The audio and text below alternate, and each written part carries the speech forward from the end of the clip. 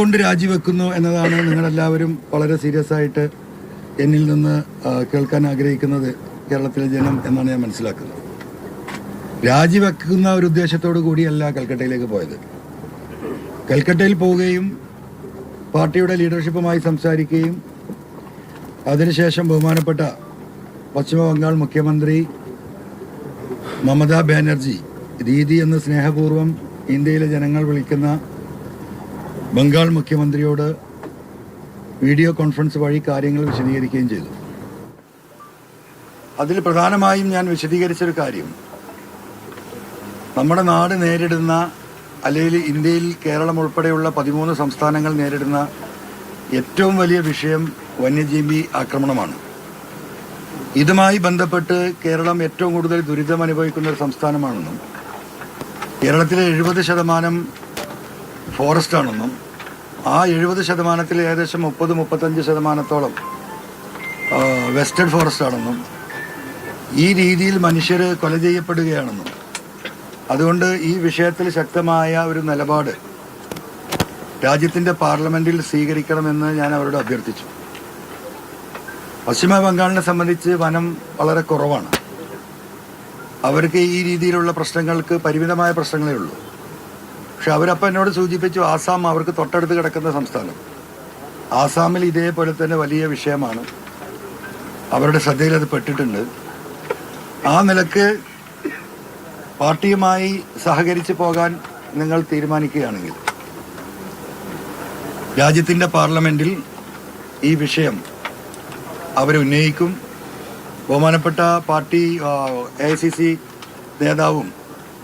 നേതാവായ രാഹുൽ ഗാന്ധിയുമായി ഇന്ത്യ മുന്നണി നേതാക്കളുമായി ഈ വിഷയം അവർ ഡിസ്കസ് ചെയ്യും.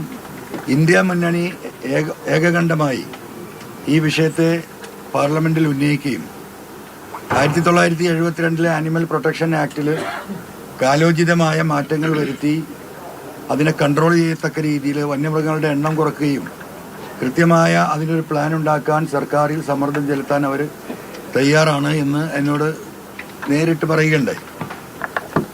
അപ്പോൾ സ്വാഭാവികമായിട്ടും ഒരു നിയമസഭാ അംഗം എന്ന നിലക്ക് മറ്റൊരു രാഷ്ട്രീയ പാർട്ടിയിൽ ജോയിൻ ചെയ്യുന്നതിന് ഒട്ടനവധി നിയമ തടസ്സങ്ങളുണ്ട്.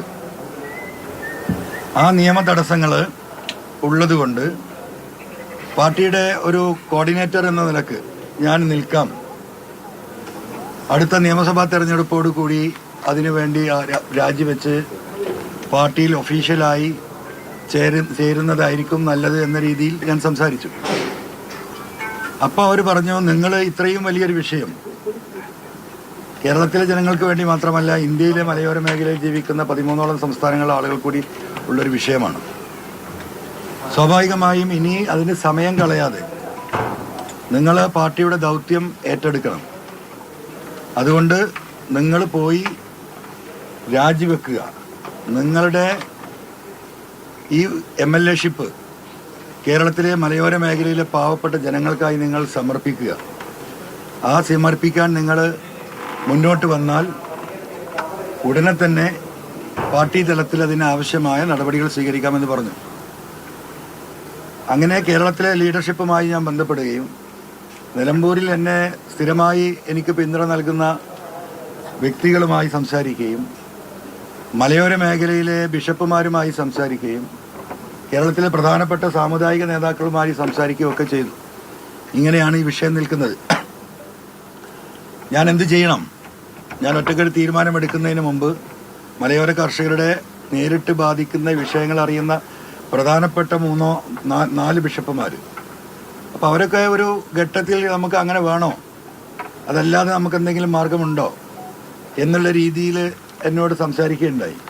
അപ്പോൾ ഞാനതിൻ്റെ കാര്യങ്ങൾ പരിപൂർണമായും വിശദീകരിച്ചു കൊടുത്തപ്പോൾ അങ്ങനെ ഒരു മുഖ്യമന്ത്രി പാർലമെൻറ്റിൽ ഈ വിഷയം ഏറ്റെടുക്കാൻ ഇത്രയും ധൈര്യത്തിൽ മുന്നോട്ട് വരുന്നുണ്ടെങ്കിൽ സ്വാഭാവികമായിട്ടും അവരുടെ ഒരു ആവശ്യം അതാണെങ്കിൽ നിങ്ങൾ നിങ്ങളുടെ മനസാക്ഷിക്ക് വിടുകയാണ്, നിങ്ങൾ തീരുമാനിക്കുക എന്നാണ് പറഞ്ഞത്.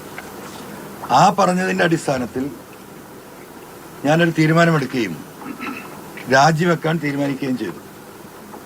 അങ്ങനെ 11-ാം തീയതി ആ രാജി ബഹുമാനപ്പെട്ട സ്പീക്കർക്ക് എൻ്റെ ഒഫീഷ്യൽ മെയിൽ വഴി അയച്ചു കൊടുക്കുകയും ഇന്ന് നേരിട്ട് ആ അയച്ച മെയിലിൻ്റെ ഹാർഡ് കോപ്പി കൈമാറുകയുമാണ് ചെയ്തത്.